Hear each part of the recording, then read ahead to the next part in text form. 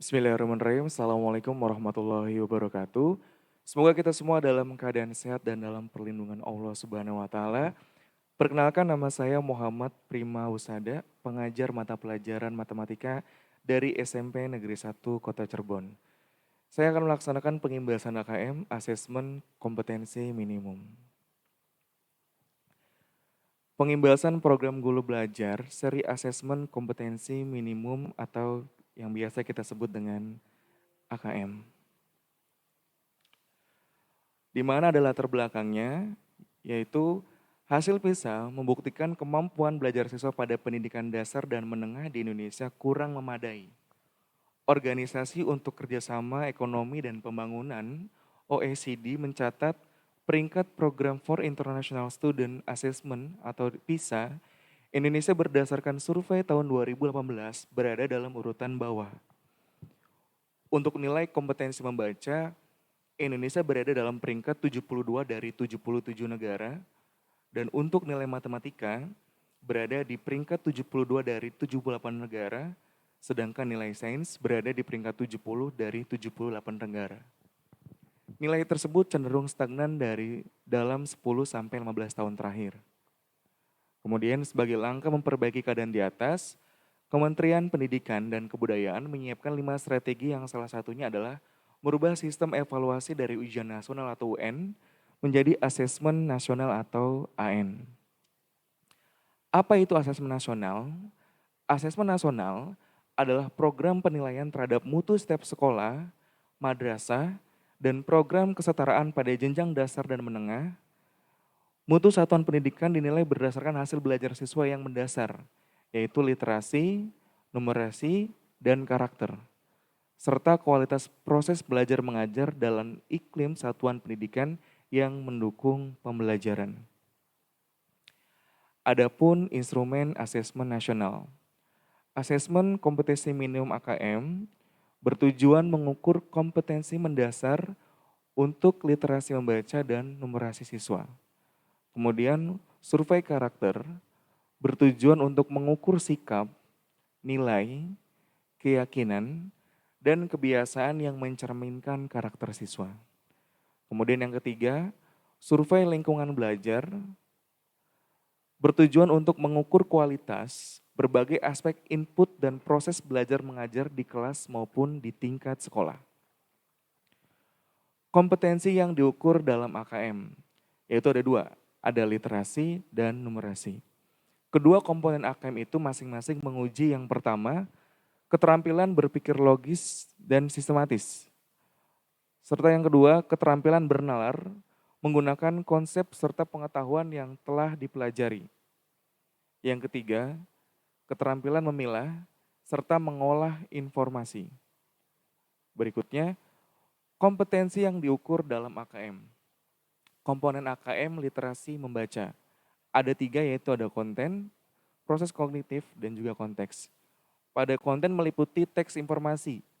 Teks yang bertujuan untuk memberikan fakta, data, dan informasi dalam rangka pengembangan wawasan serta ilmu pengetahuan yang bersifat ilmiah.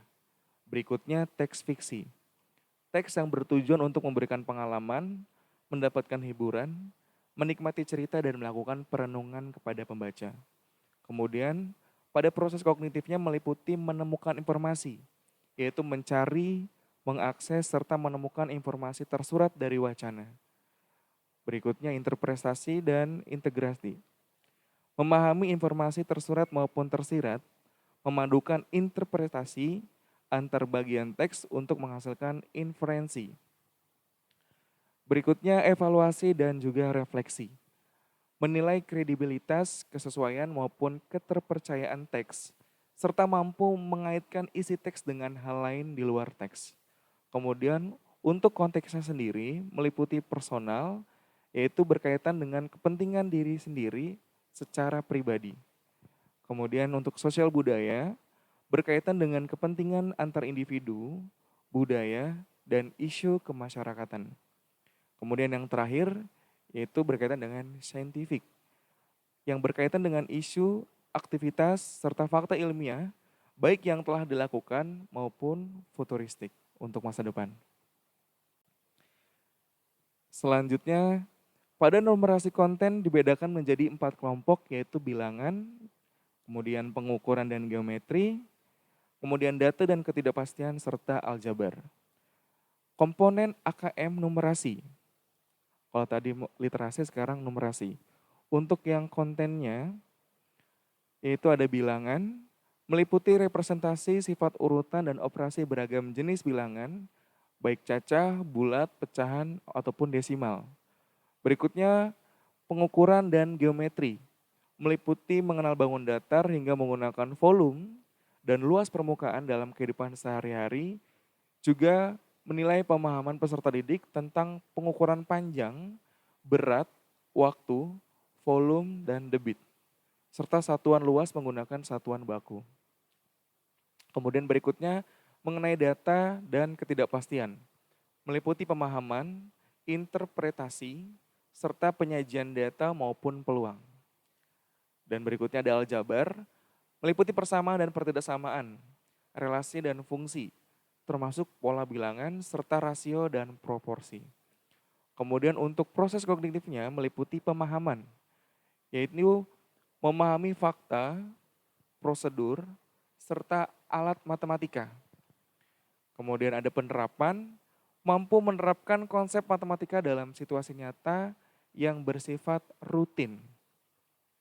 Kemudian untuk bagian penalarannya, bernalar dengan konsep matematika untuk menyelesaikan masalah bersifat non-rutin. Adapun konteks untuk AKM numerasi yaitu personal, berkaitan dengan kepentingan diri sendiri secara pribadi, kemudian untuk sosial budayanya, berkaitan dengan kepentingan antar individu, budaya, dan isu kemasyarakatan. Kemudian untuk konteks saintifiknya, berkaitan dengan isu, aktivitas, serta fakta ilmiah baik yang telah dilakukan maupun futuristik atau untuk masa depan. Nah, ini mengenai perbedaan ujian nasional dan juga asesmen nasional. Untuk ujian nasional hanya mengukur capaian hasil belajar kognitif individu peserta didik di akhir jenjang. Kemudian, ujian nasional juga hanya diperuntukkan bagi SMP, SMA, dan SMK. Kemudian, subjek penilaian ujian nasional akan mengambil keseluruhan siswa. Kemudian model soal ujian nasional pilihan ganda dan isian singkat periode tes 4 hari. Dan yang terakhir ujian nasional yang mengevaluasi murid secara individu. Sedangkan asesmen nasional atau AN, asesmen nasional memotret input, proses, hingga output satuan pendidikan yang digunakan untuk mengevaluasi kinerja satuan pendidikan tersebut. Kemudian yang kedua, untuk asesmen nasional dilaksanakan oleh semua satuan pendidikan. Dan yang ketiga, pelaporan asesmen nasional diberikan kepada satuan pendidikan dan dinas pendidikan. Dan yang terakhir, asesmen nasional dilakukan pada seluruh jenjang, yakni SD, SMP, SMA, dan SMK. Kelas 5 SD, 8 SMP, dan 11 SMA atau SMK. Kenapa harus AN? Beberapa poin evaluasi berikut ini juga menjadi pertimbangan untuk menghentikan pelaksanaan ujian nasional dan menetapkan penyelenggaraan asesmen nasional. Yang pertama, butir-butir soal ujian nasional hanya mengukur kemampuan kognitif siswa, sehingga input dan proses pembelajaran kurang dapat tergambarkan dengan baik. Hal ini belum sejalan dengan tujuan pendidikan yang ingin mengembangkan kemampuan berpikir tingkat tinggi, serta kompetensi lain yang relevan dengan abad 21. Sebagaimana tercermin pada kurikulum 2013, harapan untuk mengevaluasi keterampilan siswa dalam menerapkan pengetahuan serta konsep melalui berbagai konteks kehidupan, serta menunjukkan karakter sebagaimana yang diharapkan dalam profil belajar Pancasila, belum lengkap dilakukan melalui ujian nasional saja. Kemudian alasan yang kedua, ujian nasional kurang dapat dimanfaatkan guru untuk memperbaiki pembelajaran pada subjek siswa yang sama. Asesmen nasional dirancang untuk memberi dorongan lebih kuat ke arah pengajaran yang inovatif dan berorientasi pada pengembangan kompetensi, termasuk di dalamnya kemampuan untuk bernalar. Dan alasan yang ketiga, ujian nasional kurang optimal sebagai alat untuk mengevaluasi mutu pendidikan secara nasional. Hal ini disebabkan ujian nasional diterapkan di akhir jenjang pendidikan lebih sebagai assessment of learning yang mengukur capaian akhir, bukan sebagai assessment for learning yang mengukur proses pembelajaran siswa itu sendiri. Hasil ujian nasional tidak bisa digunakan untuk mengakomodir kebutuhan belajar yang diperlukan oleh siswa. Adapun tujuan dan manfaat asesmen nasional. Perubahan sistem evaluasi dari ujian nasional ke asesmen nasional merupakan upaya untuk memperbaiki kualitas pendidikan secara menyeluruh. Asesmen nasional dirancang untuk menghasilkan informasi akurat untuk memperbaiki kualitas belajar mengajar, yang pada gilirannya akan meningkatkan hasil belajar siswa. Yang pertama, asesmen nasional menghasilkan informasi untuk memantau, yakni yang pertama perkembangan mutu dari waktu ke waktu. Kemudian kesenjangan antar bagian di dalam sistem pendidikan. Misalnya di satuan pendidikan antara kelompok sosial ekonomi, di satuan wilayah antara sekolah negeri dan swasta, kemudian antar daerah, ataupun antar kelompok berdasarkan atribut tertentu. Kemudian yang kedua, asesmen nasional bertujuan untuk menunjukkan apa yang seharusnya menjadi tujuan utama sekolah, yaitu pengembangan kompetensi dan juga karakter siswa. Dan yang ketiga, asesmen nasional juga memberikan gambaran tentang karakteristik esensial sebuah sekolah yang efektif untuk mencapai tujuan utama tersebut. Hal ini diharapkan untuk mendorong sekolah dan dinas pendidikan untuk memfokuskan sumber daya pada perbaikan mutu pembelajaran. Maka dari itu, hasil asesmen nasional diharapkan mampu memberikan manfaat, bukan sekedar nilai belaka. Pada tahun 2021, Mendikbud telah menyatakan bahwa hasil asesmen nasional dimaksudkan sebagai peta awal mutu sistem pendidikan secara nasional.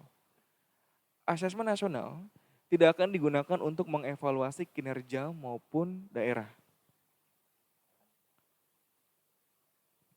Bentuk dan teknis pelaksanaan asesmen nasional. Asesmen nasional meliputi 3, yaitu asesmen kompetensi minimal atau AKM, kemudian yang kedua ada survei karakter, dan yang ketiga ada survei lingkungan belajar. Di mana asesmen kompetensi minimal atau AKM itu sendiri meliputi 2 hal, yaitu asesmen literasi membaca, yaitu ada memahami, menggunakan, mengevaluasi, dan juga merefleksi. Kemudian dalam asesmen kompetensi minimal atau AKM juga meliputi asesmen numerasi, yaitu memahami, mengaplikasi, dan bernalar.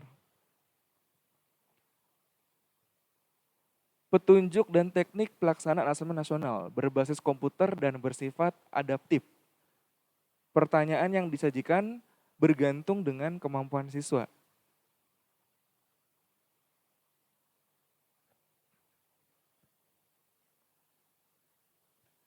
Petunjuk dan teknik pelaksanaan asesmen nasional.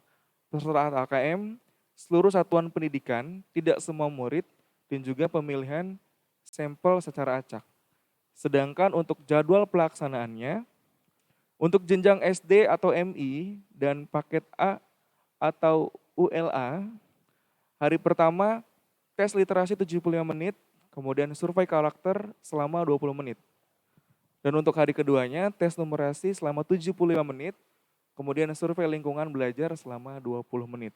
Sedangkan untuk jenjang SMP, MTS dan paket B atau WUSTA, kemudian untuk SMA, SMK atau MA dan paket C atau ULIA, hari pertama tes literasi selama 90 menit, kemudian di hari yang pertama juga survei karakter selama 30 menit. Sedangkan untuk hari keduanya, tes numerasi selama 90 menit, kemudian dilanjut dengan survei lingkungan belajar selama 30 menit. Selanjutnya, tahapan penguasaan kompetensi. Ada 4 tahapan dalam penguasaan kompetensi, yaitu yang pertama, perlunya intervensi khusus. Kebutuhan. Sebagai pemula, siswa biasanya memiliki persyaratan belajar yang sama dan perlu mempelajari keterampilan dan konten yang sama. Kemudian cara formal atau informal. Para pemula membutuhkan strategi belajar yang lebih formal dan instruksional yang memberikan pengalaman dan kesempatan belajar yang serupa kepada semua siswa pemula. Kemudian struktur pembelajaran. Konten pembelajaran untuk pemula yang dan bersifat mendasar, meskipun demikian, kunci pembelajaran terletak pada alur pengajaran yang intensif dan program yang terstruktur. Kemudian menggunakan pendekatan training atau pelatihan intensif. Kemudian untuk tahapan penguasaan kompetensi dasar yang kedua, kebutuhannya siswa sudah mulai kompeten dan berusaha untuk mengasah keterampilan mereka saat mereka merasa nyaman. Kemudian cara formal atau informalnya, mengandalkan program pelatihan yang lebih maju yang mencakup lebih banyak latihan, simulasi, dan pemecahan masalah. Untuk struktur pembelajarannya, pembelajaran untuk siswa dan tingkat kompetensi dasar masih didorong oleh program yang terstruktur. Namun perlu pula mulai memperkenalkan lebih banyak variasi ke dalam desain pembelajaran untuk memenuhi kebutuhan individu yang muncul. Nah, pada tahap yang kedua ini, yaitu yang dasar, menggunakan pendekatan coaching atau simulasi dan pemecahan masalah sangat penting untuk meningkatkan kinerja dan tingkat kenyamanan siswa pada tingkat kompetensi dasar. Adapun tahap yang ketiga yaitu cakap. Kebutuhan. Siswa dengan tingkat kompetensi cakap memiliki kebutuhan belajar dan persyaratan kinerja yang semakin unik yang sering tidak dipenuhi oleh program pembelajaran seperti pada tingkat yang sebelumnya. Cara formal ataupun informalnya, pada tingkat kompetensi cakap, siswa diperkenalkan lebih banyak pada strategi pembelajaran informal. Dalam hal ini, konteks lingkungan belajar bertransisi dari ruang kelas ke konteks yang lebih nyata. Adapun untuk struktur pembelajaran pada tahap cakap ini, konten pembelajaran untuk siswa dengan tingkat kompetensi cakap menjadi lebih personal dan kurang terstruktur. Desain pembelajaran mulai bergeser pada demonstrasi kinerja dengan melakukan pendekatan mengelola pengetahuan yang sudah didapatkan serta memberikan dukungan kinerja pada siswa dengan tingkat kompetensi cakap diperlukan. Pembelajaran sosial muncul sebagai kesempatan belajar dan kinerja dalam konteks di luar sekolah. Dan tahap yang terakhir yaitu tahap mahir. Kebutuhannya siswa yang telah mahir atau bisa disebut pada tahap ahli memiliki kebutuhan pembelajaran dan persyaratan kinerja masing-masing master atau pakar. Cenderung personal dan deskriptif mengenal dirinya sendiri, unik dan berbeda dengan yang lain. Untuk cara informal dan formalnya, bagi siswa dengan tingkat kompetensi mahir, pembelajaran merupakan aktivitas berbagi teman sebaya, kolaboratif, dan sosial. Pendekatannya, pembelajaran yang sifatnya kolaboratif adalah kunci bagi siswa mahir, termasuk pembelajaran yang melibatkan kemampuan untuk belajar melalui inovasi dan proses penemuan. Selanjutnya, perbedaan pembelajaran berbasis kompetensi dan berbasis konten. Perubahan sistem evaluasi dari ujian nasional ke asesmen nasional juga menuntut adanya perubahan pada sistem pembelajaran dari berbasis konten menjadi berbasis kompetensi. Apa sajakah perbedaan di antara keduanya? Jawabannya kita lihat, perhatikan. Pembelajaran berbasis kompetensi itu berpusat pada kebutuhan, kemudian belajar untuk memahami konsep dan keterampilan, menunjukkan kinerja dengan menerapkan konsep, pembelajaran terkait dengan konteks kehidupan nyata siswa, dan yang terakhir, orientasi pada proses dan penuasaan kompetensi. Sedangkan pembelajaran berbasis konten, itu berpusat pada materi pembelajaran, kemudian belajar untuk cakupan materi, kemudian menjawab serangkaian pertanyaan, tes berdasarkan topik, pembelajaran kurang atau tidak terkait pada konteks kehidupan nyata siswa. Orientasi pada nilai akhir. Kemudian ada yang dinamakan dengan segitiga belajar. Dalam segitiga belajar, maka makna masing-masing segi adalah sebagai berikut. Di antaranya ada asesmen, kurikulum, dan pembelajaran. Untuk kurikulum sendiri, seperangkat kompetensi yang penting dikuasai murid dengan menggunakan cara belajar dan asesmen tertentu. Kemudian untuk pembelajarannya, serangkaian aktivitas yang dirancang dan dilakukan di ruang kelas berdasarkan kompetensi awal murid yang diketahui dari hasil asesmen dan untuk mencapai sasaran kompetensi yang ditetapkan pada kurikulum. Sedangkan untuk asesmen, proses mengumpulkan, menganalisis, dan melaporkan sejumlah informasi yang terkait pencapaian kondisi murid dan penguasaan suatu kompetensi tertentu. Tahapan asesmen. Asesmen diagnosis. Asesmen di awal untuk merancang strategi pembelajaran. Kemudian asesmen formatif. Asesmen sepanjang proses belajar untuk melakukan perbaikan dan penyesuaian pembelajaran. Kemudian yang terakhir, asesmen sumatif. Asesmen di akhir untuk